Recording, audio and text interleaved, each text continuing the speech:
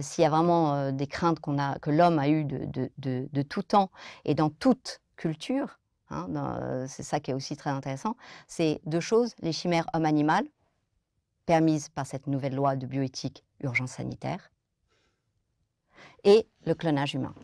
Les chimères homme-animal, ben voilà, on connaît toutes les représentations de l'Égypte, etc., Non, mais etc. les chimères sont faites depuis longtemps dans les hôpitaux, enfin même les hôpitaux publics. Aujourd'hui, on a l'impression que, en fait, cette loi ne fait qu'entériner en fait la pratique, qui était une pratique illégale, illicite. Mais vous savez que les chimères voilà, sont exposées en Angleterre. Et moi, voilà, je pense qu'on a les preuves aujourd'hui qu'il y a des chimères qui ont été faites dans les hôpitaux. Alors ça, France. je vous laisse libre Mmh. de votre propos parce que, personnellement, j'ai jamais su, entendu, qu'il y avait des chimères, homme-animal qui étaient faites, on récupérait des cellules d'embryons humains qu'on appelle les embryonic stem cells, les ES, et là, on les injectait dans des animaux. Donc en fait, on ne prenait pas l'embryon à proprement parler, mais on avait quand même, au préalable, détruit un embryon pour pouvoir récupérer ces cellules et pour pouvoir, en faire finalement des chimères. Donc vous avez raison finalement, d'une certaine façon. Oui, c'était, après, Mais surtout là, avec cette loi, enfin, apparemment, ça a été refusé, mais que non, ça les avait chimères, non, les chimères animales, là, sont à nouveau inscrites, sont à à nouveau l'ordre. inscrites. À Ils ont nouveau, remis, oui, d'accord. oui, oui, oui, donc Donc il y a quand même une volonté ah oui, de passer en manifeste force de sur, passer en force sur des choses qui tout sont, d'urgence simplement. sanitaire, n'est-ce pas? Oui, absolument.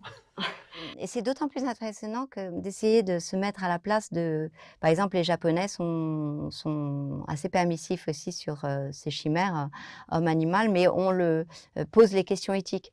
Et alors les questions éthiques qui se posent, ça va être, mais avec quels animaux on va faire ça? Comme s'il y avait une différence. Enfin, vous voyez, est-ce que ça va être une drosophile, enfin une petite mouche ou un ver ou un singe? Ah non, pas le singe, bon, alors là, je dois avouer que ça rentre dans des considérations, peut-être parce que je suis enfin certainement parce que je suis limitée d'esprit, m'échappe complètement. C'est-à-dire que pour moi, en fait, la question, elle est de manipuler moi, je suis une écolo, donc c'est que si on manipule les embryons, Les végétaux, végétaux, avec des animaux, et cetera, bah, j'espère que mes amis, de généticiens, des végétaux vont, s'insurger en disant: «On fait des conneries». Donc vous voyez, il y a quand même, voilà des limites, naturelles et d'ailleurs, moi qui ai passé des diplômes pour faire des expérimentations, sur l'animal, parce que c'est des travaux qui sont très encadrés, tout le monde ne peut pas, faire des manipulations sur les animaux. Il n'y a aucun, vous m'entendez bien, aucun diplôme, aucune formation qu'on nous fait pour manipuler les embryons, humains. Donc un thésard, un étudiant, même pas en thèse, peut, faire des expérimentations sur, l'embryon et ça donne, des scènes auxquelles j'ai assisté. Heu je ne dirai pas où, mais vous avez finalement dit, où. Heu où, je me retrouvais avec, une étudiante qui me disait: «Regarde, regarde, son cœur bat encore, son cœur bat encore». Qu'est-ce que vous avez envie de dire aujourd'hui, Alexandra Codorion, pour alerter l'opinion mondiale sur ce qui est en train de se passer au sein même de l'hémicycle en France, de l'Assemblée nationale, sur cette loi bioéthique, une loi qui est quand même étrange, quoi. On parle de bioéthique, où est l'éthique? On a l'impression qu'elle entérine les dérives. Et où est la biologie? Pardonnez-moi, il y a Où est la 0 biologie? biologie, hein. Avant de ne pas être éthique, il y a tous les arguments épigénétiques qui font qu'on ne ferait pas de telles techniques. Donc ça, c'est quand même, donc n'allons même pas sur l'éthique, il y a même pas besoin d'y aller. Rien que par nos connaissances sur l'épigénétique que Joël de René a largement, participé à vulgariser, et que les gens ont un peu compris, eh bien, en fait, c'est cette dimension de transmission d'informations qu'on ne maîtrise pas. Là, typiquement, on va faire du diagnostic, sur des anomalies chromosomiques, mais c'est une aberration encore une fois parce que très certainement que vous et moi, on a des aberrations chromosomiques, on a en tout cas tellement de mutations, et quand bien même on serait porteur d'un phénotype, pourquoi est-ce que on a qui, à part donc l'État, se donne le droit de dire: «Ah ben lui oui, lui non». C'est de l'eugénisme. Mmh. C'est un mot qui veut dire qu'on va trier les humains sur des critères morphologiques, numérologiques, de nombre de chromosomes, et d'anomalies des chromosomes. Quels sont les mots pour caractériser ce genre de loi, ce genre d'initiative? Je reprendrai les mots du docteur Touraine, rupture, c'est bien dit. Rupture. Il a bien conscience de sa loi. C'est une loi de rupture et pas de rupture, sociétale, Pour aller mais où? de rupture sur l'humanité. Pour aller où? Non, de rupture sur l'humanité, c'est-à-dire que jamais dans l'histoire de l'homme, nous avons été aussi loin à jouer les apprentis sorciers, sur, finalement, des lois, naturelles et sur l'humain. Jamais.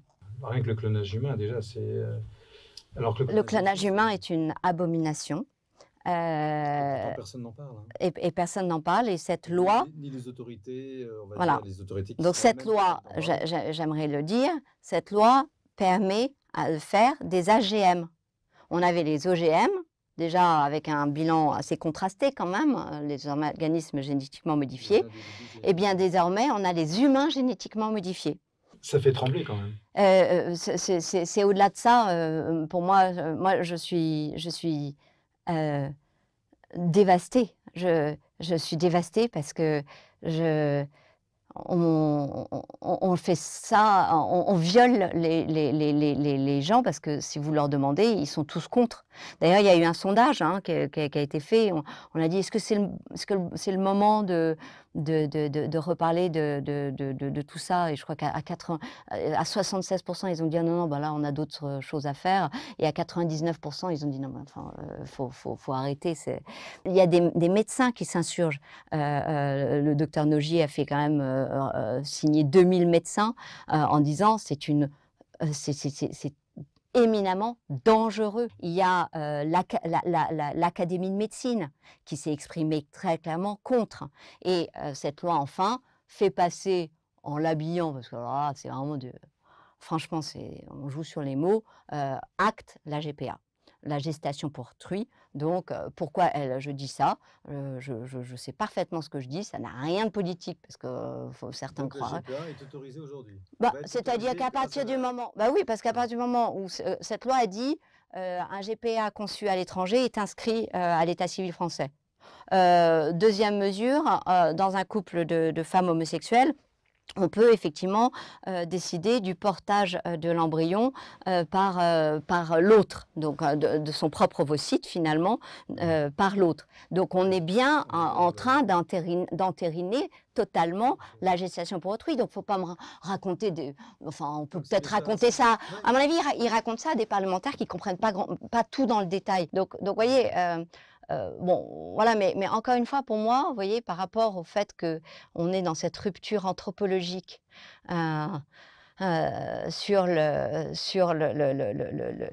création de l'humain, avec, le fait que, il y avait les dés étaient jetés aléatoirement. C'est-à-dire que, vous voyez, il y a quand même une notion d'aléa, qui fait qu'il y a un mélange génétique, qui fait qu'il y a un mélange d'épigénétique, et qui fait que vous êtes, vous Pierre, moi Alexandra, dans une histoire sur laquelle l'homme, mais quel homme avait le droit d'intervenir? Mais quel est l'homme qui avait le droit de dire: «Ben, c'est moi, avec mon doigt, qui vais faire un tri, sur des critères, aberrants, qui sont des critères génétiques, qui font fi de toute notre connaissance génétique actuelle».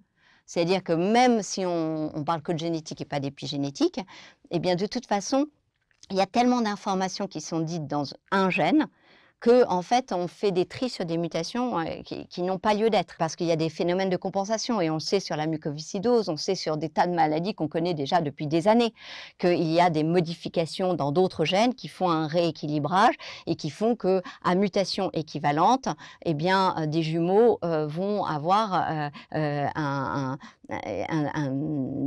évolution de la maladie très, très, très différente. Professeur Codorio, quand vous regardez l'état de la société avec cette, voilà, cette mascarade, on va dire, avec ce fameux Covid-19, avec cette loi, qui arrive à l'Assemblée, qu'est-ce qu'on ressent quand on a passé, 30 ans, 20 ans à essayer de comprendre, cette merveilleuse miracle qu'est la machine humaine?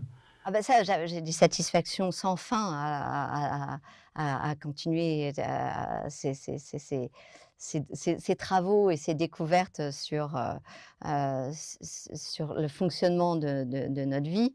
Le dernier, article que j'ai publié et dont je suis très, très fière, c'est sur les origines de la vie. Des joies infinies, par rapport à notre compréhension de l'épigénétique, des transmissions, des peurs ancestrales, qui s'inscrivent dans cette épigénétique, qui sautent des générations, qui vont sauter qui vont réapparaître jusqu'à 4 générations plus loin. C'est une fascination extraordinaire qui n'appelle qu'à une chose, la grande humilité, qui n'appelle qu'à une chose, le fait que ceux qui jouent aux apprentis sorciers sont eux les obscurantistes sur le progrès. C'est-à-dire qu'on ne m'accuse pas à aucun moment de refuser le progrès. Où est le progrès à faire des chimères hommes animales? Techniquement, c'est assez facile. Il n'y a aucun progrès. Quel est le progrès à faire ces fécondations in vitro, etc. Techniquement, ce n'est pas un progrès. Vous voyez, c'est important de différencier la technique qui est faite sur des animaux depuis longtemps, du réel progrès.